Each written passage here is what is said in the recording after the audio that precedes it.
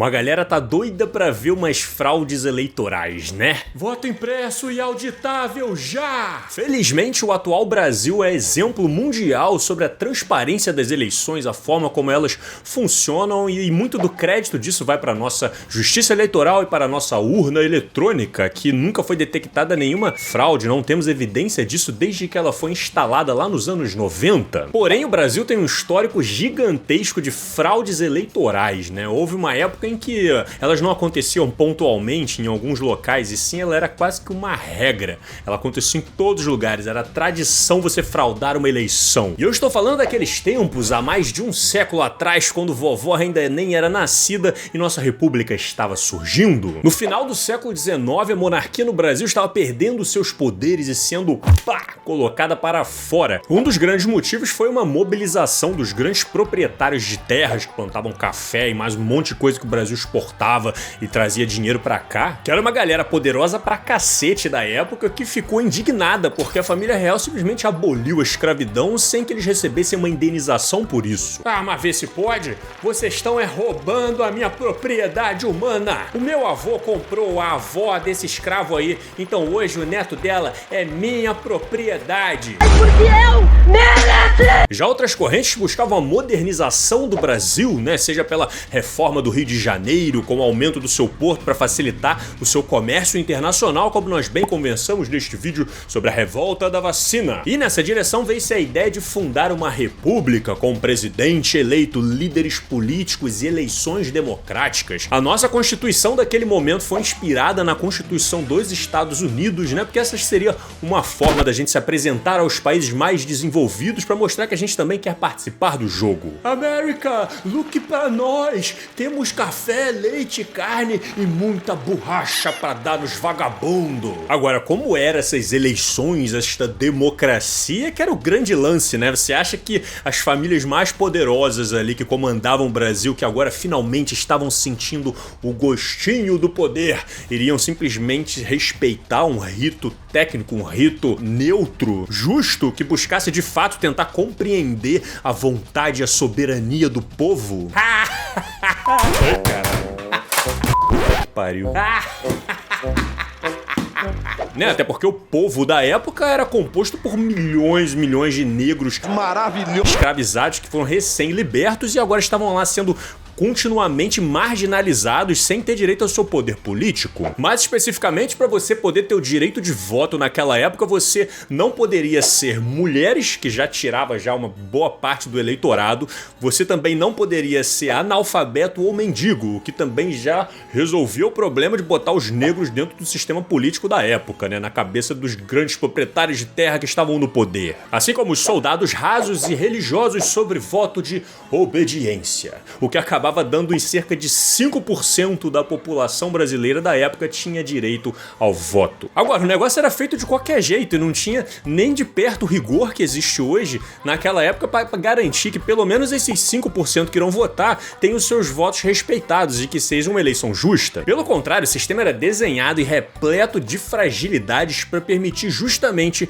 que aquelas mesmas famílias sempre estejam ali assumindo o poder. República do Café com Leite não é à toa que este período recebeu este nome, porque existiam ali duas grandes famílias, uma voltada para a produção de café na região de São Paulo e outra para a agropecuária ali voltada na região de Minas Gerais, e eles tinham um acordo de ficarem alternando lideranças. A cada eleição um presidente seria colocado no poder. Eu tomo meu cafezinho de hora em hora, com leite então fica melhor ainda. E um dos mecanismos para viabilizar esse sistema era o chamado de coronelismo, que basicamente eram grandes proprietários de terra, geralmente alinhados com os interesses das oligarquias, das grandes famílias poderosas, e eles ganhavam esse título de coronel para fazer uma espécie de controle social de toda aquela região em que eles controlavam, em que eles mandavam. Então a gente tinha esses coronéis espalhados por tudo quanto é município do país, e eles eram um dos principais responsáveis por orquestrar e estruturar as eleições locais. Pra vocês terem uma noção de como é que o negócio era bagunçado, cara, para começar, o voto não era secreto. As pessoas pessoas iam até lá no local de votação, assinavam lá na planilha, anotavam num papelzinho que jogava lá numa urna, só que não tinha muita segurança, era muito fácil de descobrirem quem foi que você votou. E por isso uma prática extremamente comum e conhecida da época era chamada voto de cabresto. Cabresto, pra quem não sabe, é aquele negócio que cavalo, que burro usa aqui assim, tipo na boca, e o dono vai puxando ele, vai arrastando ele pra algum lugar. A ideia é que os coronéis iam lá puxando os eleitores pelo cabresto pra botar eles lá na planilha e votar exatamente em quem eles queriam que fosse eleito. E aí esse convencimento ao voto poderia ser feito de algumas formas. Ó, pode falar aí do que tu tá precisando? Tá precisando de um emprego, né? Tá desempregado que eu sei, a tua família também. Eu arrumo um emprego aqui pra vocês aqui na vendinha do seu Zé e aí vocês votam o que a gente tá mandando. Ou então toma esse remédio aqui, ó, uma cesta básica, tá? Toma um trocadinho e quem sabe, ó, fica com essa galinha aqui também. Isso se o coronel fosse gentil, né? Porque se a pessoa se recusasse a votar naquele candidato ou descobrisse que ele votou em outro, a solução poderia ser o cara tomar uma surra e às vezes acabar até morto. E isso porque o local de votação na época não era num colégio, numa universidade, num prédio público igual é hoje em dia. E sim, geralmente acontecia nas casas de alguma liderança política. Então você imagina você votar num acampamento de uma liderança política cheio de capangas armados em volta, monitorando pra tentar eleger a oposição. Opa, dá licença, é aqui mesmo que eu assino? É aí mesmo, rapaz. Se tu não votar direito, vai lá pro porão fazer uma visita pro Rex. E não só esse voto forçado era um problema, como também trocentas outras práticas de fraudar as eleições eram conhecidas e colocadas em prática. Como, por exemplo, o cadastro de pessoas que já morreram ou a falsificação de assinaturas.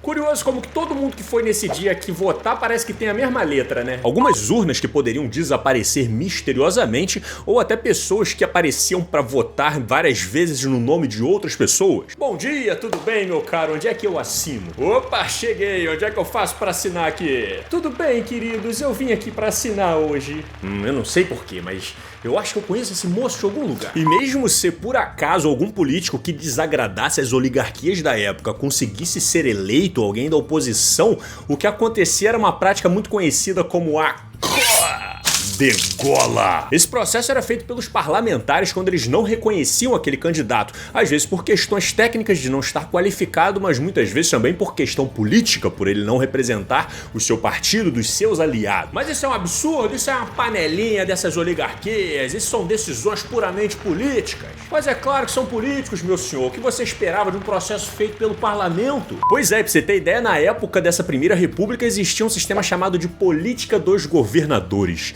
que nada mais é do que um toma lá da cá gigantesco em que os governos estaduais poderiam fazer o que eles bem entendessem sem restrições desde que eles estivessem de acordo e totalmente aliados ao governo federal. Ó, vocês fazem o que vocês quiserem aí, cuida da terra de vocês, desde que sempre que a gente mandar vocês obedecem. Tamo combinado? Pois é, uma república em que claramente não havia espaço para oposição. Um dos casos mais irados e emblemáticos desta primeira república foi em 1910, quando o senador Rui Barbosa tentou a presidência e perdeu para o Marechal Hermes de Fonseca. Ele ficou indignado e bateu o pé de que a sua eleição não tinha sido justa. Ô meu querido, se o senhor não está satisfeito com o resultado, o senhor pode entrar com recurso que a nossa comissão aqui depois vai analisar. Ah, mas eu vou entrar com o meu recurso sim, ó. Isso aqui é tudo evidência dessa fraude que vocês estão cometendo. Pois é, o cara compilou tanto material, tanto recurso sobre essa suposta fraude que a impugnação acabou se tornando um livro de 2 volumes. E essa farra toda só foi começar a melhorar um pouco depois que colocaram juízes ao invés de políticos para administrar essas sessões eleitorais. Assim como pela implementação do Código Eleitoral em 1932 por Getúlio Vargas, que garantia ali o voto secreto, o voto para todas as mulheres, assim como a criação da Justiça Eleitoral. A partir dali, a nossa democracia continuou sendo atacada, seja pelo golpe de Getúlio Vargas, assim como os 20 anos de ditadura militar, mas os casos de fraudes tenderam a ir sendo reduzidos de acordo com o amadurecimento da nossa justiça eleitoral. Assim como o amadurecimento tecnológico que nos possibilitou poder iniciar o nosso processo eleitoral com as urnas eletrônicas, que desde que foram instaladas aqui no Brasil não foi detectado nenhum caso de fraude eleitoral. Por isso, bora valorizar as nossas eleições, a nossa democracia, a nossa justiça eleitoral, a nossa urna eletrônica e tudo que foi conquistado ao longo deste último século, desde um período em que a fraude era a regra até hoje em dia em que nós temos segurança de que o nosso voto é válido e é poderoso poderoso para mudar o nosso destino. Por isso, votem com sabedoria, deixem o like e comentem aí o que vocês estão achando desta edição e do começo desta nossa temporada sobre as eleições brasileiras. Valeu, a gente se vê em breve, um grande abraço e fui!